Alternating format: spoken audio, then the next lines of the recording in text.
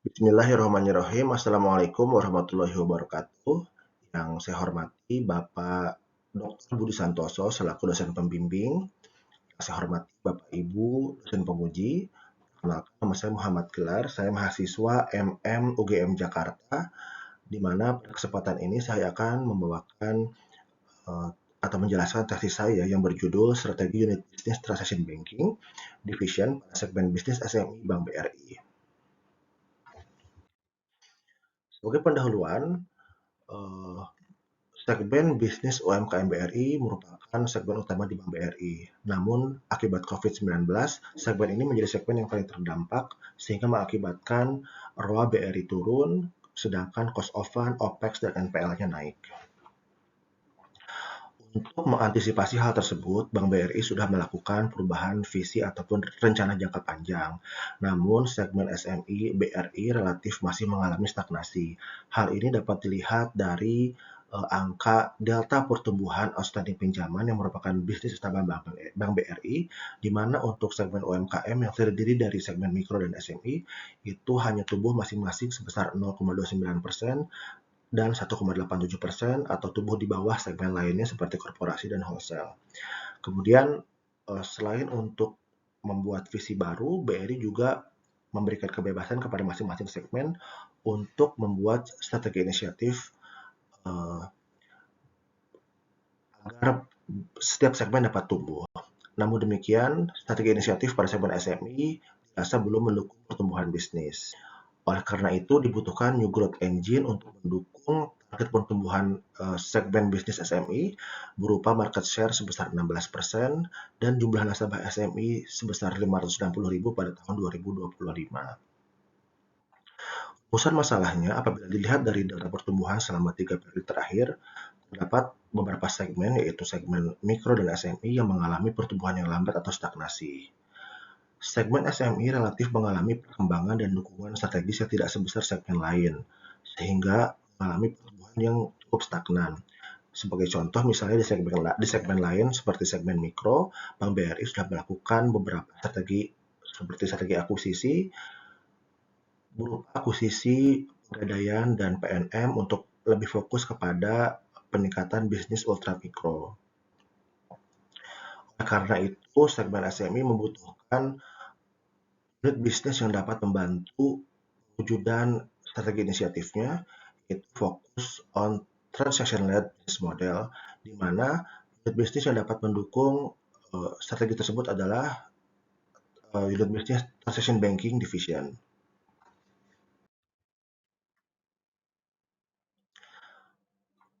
Sebagai bagian dari penelitian ini, maka pertanyaan penelitian terkait dengan unit bisnis transaction banking dan segmen SME yang pertama adalah apa faktor internal dan eksternal yang mempengaruhi strategi unit bisnis transaction banking pada segmen SME Bank BRI. Kemudian apa saja strategi yang dapat dikembangkan oleh unit bisnis transaction banking sehingga dapat meningkatkan pertumbuhan segmen bisnis SME. Kemudian untuk tujuan penelitiannya, pertama adalah untuk mengevaluasi faktor internal dan eksternal yang mempengaruhi strategi unit bisnis transaction banking BRI pada segmen SME. Kemudian untuk merancang strategi yang dapat dikembangkan oleh unit bisnis transaction banking sehingga dapat meningkatkan pertumbuhan segmen bisnis SME. Landasan teori yang diangkat pada penelitian ini pertama adalah landasan teori mengenai satu manajemen strategis, di mana menurut Thomson, secara umum strategi dalam satu perusahaan itu terbagi menjadi 3 level utama, yaitu strategi korporat, strategi unit bisnis, strategi fungsional, dan strategi operasional. Oleh karena itu, pada penelitian ini akan lebih menitik beratkan kepada strategi unit bisnis. Kemudian, untuk melakukan analisis lingkungan eksternal perusahaan, digunakan framework Porter's Five Forces, di mana hal ini digunakan agar perusahaan mampu merumuskan strategi bersaingnya. Kemudian, untuk lingkungan internal perusahaan digunakan analisis McKinsey 7S Model, di mana penggunaan framework ini bertujuan untuk mengetahui apakah organisasi sudah selaras dan penerapan dalam mencapai keberhasilan kinerja. Kemudian berikutnya adalah FV dan IV matrix atau external factor evaluation dan internal factor evaluation untuk mengetahui atau melakukan evaluasi peluang dari kondisi lingkungan eksternal dan internal sehingga perusahaan dapat melakukan evaluasi keuntungan maupun kerugian dari area fungsional bisnis perusahaan. Kemudian yang kelima adalah analisis matrix SWOT, di mana hal ini untuk menganalisis strategi baru yang dapat diterapkan oleh perusahaan atau korporat berdasarkan faktor-faktor eksternal dan internal yang telah dievaluasi sebelumnya.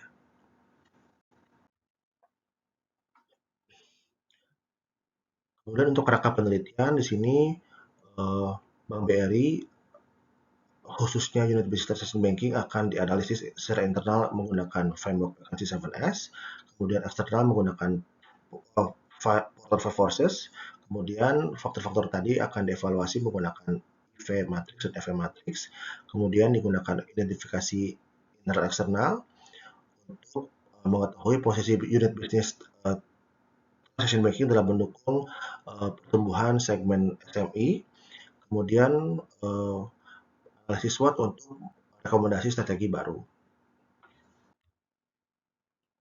Metode penelitian di sini untuk desain penelitian menggunakan metode deskriptif dan pendekatan kualitatif. Kemudian jenis datanya menggunakan data primer dan data sekunder. Pengumpulan data digunakan dengan wawancara in-depth, kemudian kuesioner, analisis dokumen, dan studi pustaka. Kemudian untuk wawancara itu menggunakan 3 narasumber, dan untuk kuesioner juga melibatkan 3 responden. Dan untuk instrumen penelitian ada wawancara, kuesioner, kemudian evaluasi, kemudian analisis, dan strategi SWOT. Sedangkan untuk metode analisis data, yaitu pengumpulan data, penyajian dan analisis data, serta pengambilan kesimpulan. Pembahasan pertama yaitu pembahasan mengenai analisis lingkungan eksternal perusahaan menggunakan Porter's Five Forces Framework. Di sini dapat dilihat bahwa untuk faktor-faktor seperti substitusi bersifat lemah karena harga produk substitusi, kemudian kualitasnya dan switching cost-nya juga itu tidak terlalu berpengaruh. Kemudian untuk pesaing bersifat moderat cenderung kuat. Hal ini dikarenakan pangsa pasar dikuasai oleh beberapa bank saja dan bersifat oligopoli. Kemudian produknya tidak terdiferensiasi dengan luas. Kemudian hambatan untuk keluar juga tidak ada. Kemudian kekuatan pemasok relatif lemah ya, di mana pemasok utamanya adalah seperti produk-produk IT. Kemudian pendatang baru juga bersifat lemah karena adanya petahana yang telah terlebih dahulu mencapai skala keekonomian. Kemudian modal dan regulasi juga sangat diatur ketat oleh regulator. Dan untuk kekuatan pelanggan di sini cenderung bersifat kuat karena jumlahnya besar dan bervariasi, kemudian diferensiasinya rendah, serta akses terhadap informasi yang relatif mudah. Analisis berikutnya adalah analisis lingkungan internal perusahaan menggunakan Mckinsey 7S Models, di mana ada 7 faktor atau aspek yang dianalisis. Pertama adalah strategi. Untuk faktor atau aspek strategi ini sudah cukup sesuai antara transaction banking dengan segmen SME, itu untuk mewujudkan visi Bank BRI sebagai the most valuable banking in Southeast Asia, champion of financial inclusion ya, melalui program-program, kemudian cross-selling, peningkatan customer service experience, kemudian penyusunan culture activation program, dan akuisisi sumber pertumbuhan baru berupa fokus kepada nasabah maupun calon nasabah yang memiliki rantai pasok yang luas. Kemudian juga secara struktur sudah mendukung segmen SME ya dengan adanya spesialis SME dan juga ada koordinasi yang solid lain dengan regional office. Kemudian untuk sistem juga sama, TRB sebagai product owner system mengembangkan sistem untuk semua segmen termasuk segmen SME.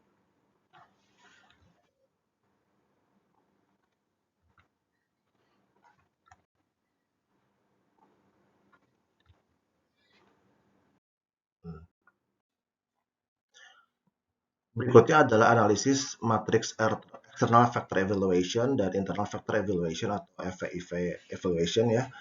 Di sini pada dasarnya peneliti melakukan pembobotan atas aspek-aspek atau faktor eksternal dan internal, di mana bobot itu didapatkan dari skor rata-rata setiap aspek dibagi dengan total skor rata-rata sehingga diperoleh bobot. Kemudian untuk skor terbobot itu merupakan pengalian dari skor rata-rata dikali dengan bobot yang sudah diperoleh tadi. Dan untuk faktor eksternal evaluation diperoleh skor sebesar 2,99 dan faktor internal diperoleh skor sebesar 3,21.